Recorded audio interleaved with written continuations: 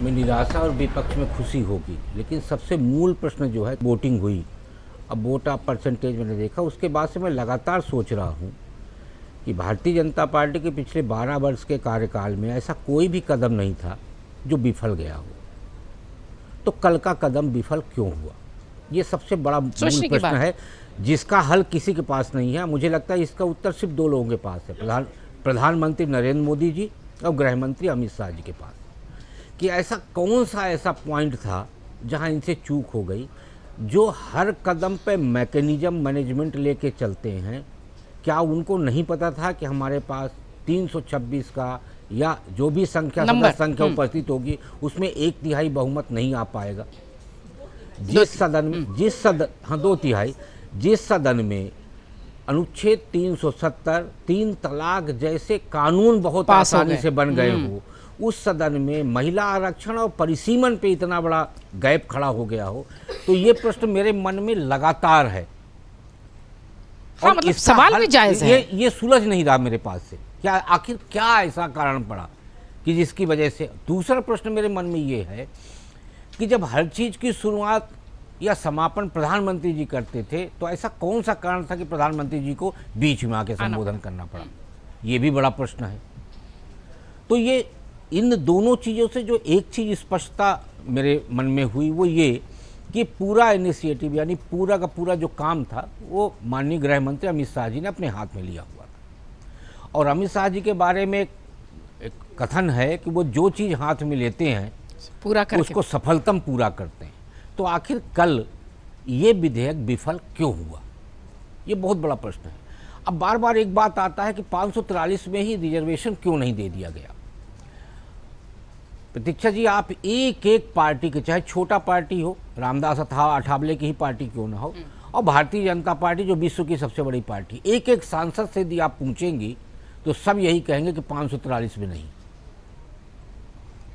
क्योंकि कोई भी व्यक्ति अपना हक नहीं मरवाना चाहता, और ये सरकार को भी पता है और ये विपक्ष को भी पता है।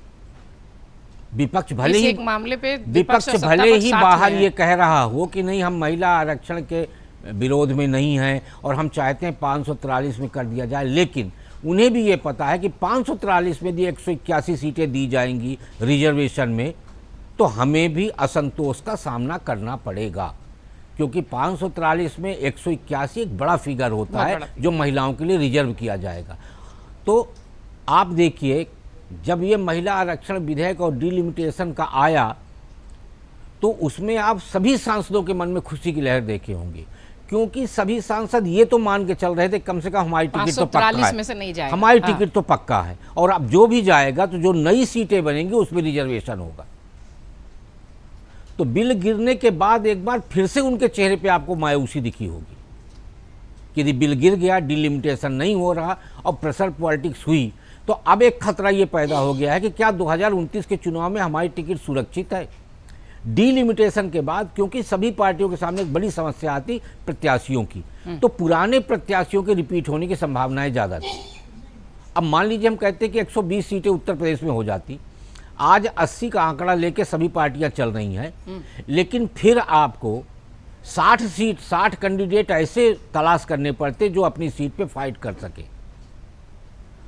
तो ये तमाम ऐसे प्रश्न हैं प्रतीक्षा जी, जिसका जवाब हमारे आपके पास ही नहीं, उस पार्टी के लोगों के पास भी नहीं है। उनके पास भी ये यक्ष प्रश्न की तरह खड़ा है कि ऐसी कौन सी दिक्कत आई या ऐसा क्या हुआ, क्या सरकार 2 कदम पीछे हट के कोई एक नया नैरेटिव तय करना चाहती है, या सरकार 2 कदम जंप करके गिर गई है। तो ये एक ऐसा प्रश्न है जो अभी हमारी समझ के बाहर। तो 2 लोगों को तो पता ही होगा ना सर, पीएम मोदी। मैं बोला ना कि 2 लोगों को पता है, प्रधानमंत्री जी और गृह मंत्री जी, कि वो 2 कदम पीछे गए हैं या 2 कदम आगे जाते हुए लड़खड़ा गए। अगर आप ये वीडियो YouTube पर देख रहे हैं तो हमारे चैनल को सब्सक्राइब कर बेल आइकन दबाएं, और Facebook पर देख रहे हैं तो हमारे पेज को लाइक करें।